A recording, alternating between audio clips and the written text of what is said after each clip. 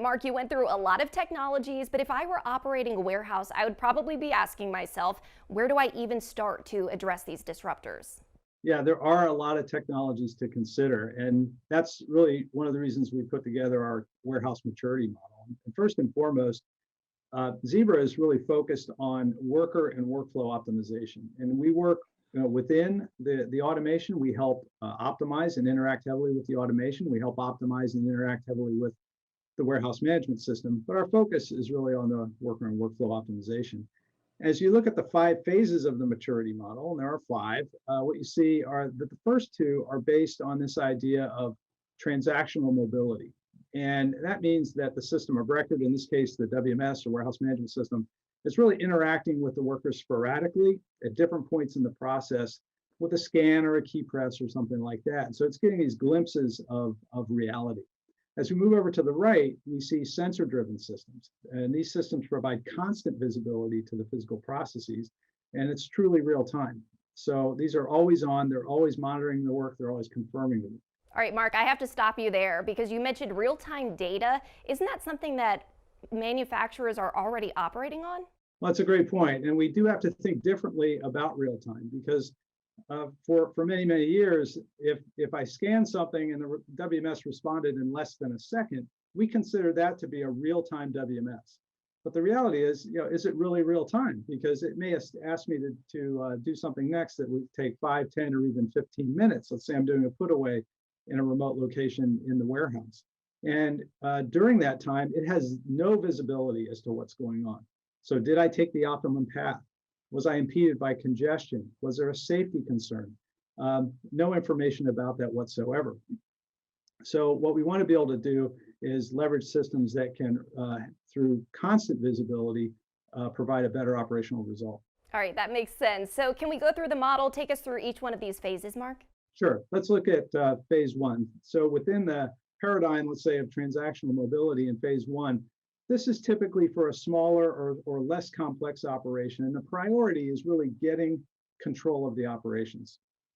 So that's basically directing and confirming each material move through the facility with really a desire to minimize technical complexity and systems complexity.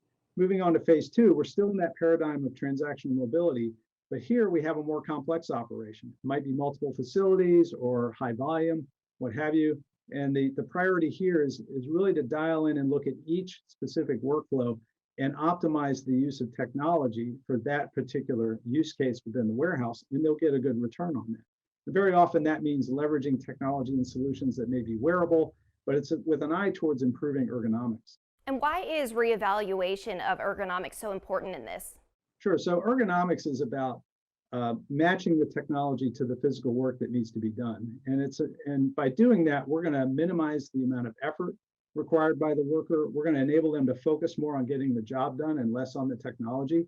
They're going to be more productive. They're going to be more accurate, and they're going to be far less likely to encounter a repetitive stress injury over time. So solutions like voice, wearable display, these are going to deliver better results.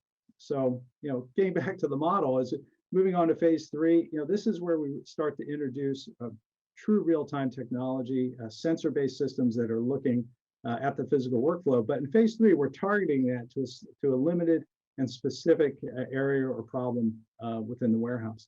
In phase 4, we're going to take that same idea, but expand it over the entire facility or a large portion of it, maybe such as all the inbound processing or all of the outbound processing. And then phase 5, again, we build on that constant visibility with artificial intelligence and machine learning to build solutions that are truly adaptive and predictive for the operation. All right, now we have the full picture, but how do Zebra products and solutions fit into this phase? In phase 1, we typically see the use of handheld mobile computers, handheld scanners, fixed printers. And again, the customers, they prefer IT consistency and simplicity over a workflow-specific solution. When we get to phase 2, we're much more likely to see wearable technology of all types. We might see fulfillment edge be deployed to create more productive workflows. A lot of times printing will be mobilized to the point of activity. That's going to prevent errors and provide a productivity boost. We might see Workforce Connect be deployed so that workers can stay in contact with their peers and with their managers. As we go to phase 3, we see solutions like Smart Pack Trailer or an RFID portal, or perhaps using Bluetooth Low Energy to create a location-aware solution at a specific area to solve a specific problem. In phase 4, this is where we see MotionWorks Warehouse come into play. And we might mobilize the entire receiving function or the entire shipping function under MotionWorks Warehouse. And we're relying there on technology like WareNet or ultra wideband, or with the ATR 7000, we can actually leverage passive RFID technology for that wide area constant visibility. In phase 5, this is where you would begin to leverage Zebra Data Services. We want to get that edge data up to the cloud so that applications can leverage it and make increasingly complex decisions automatically. Where are you seeing most of the warehouses start today? Well, the vast majority of the market today really lives in phase 1 and phase 2. Most of them are looking beyond that. They understand what this technology holds for them in terms of promise and capabilities and doing things in a fundamentally different way. In fact, when we did our recent warehouse vision survey, we spoke to over 1,000 customers. And a key question, we asked them, what are the key performance indicators that are important to you to accomplish your goals in the warehouse? And we asked them, to answer that question for today, as well as for the future, 5 years out. And what we found is that the current operations, which are phase 1, phase 2, the focus is really on individual worker productivity and the team productivity. So it's human-centric, transactional mobility focused.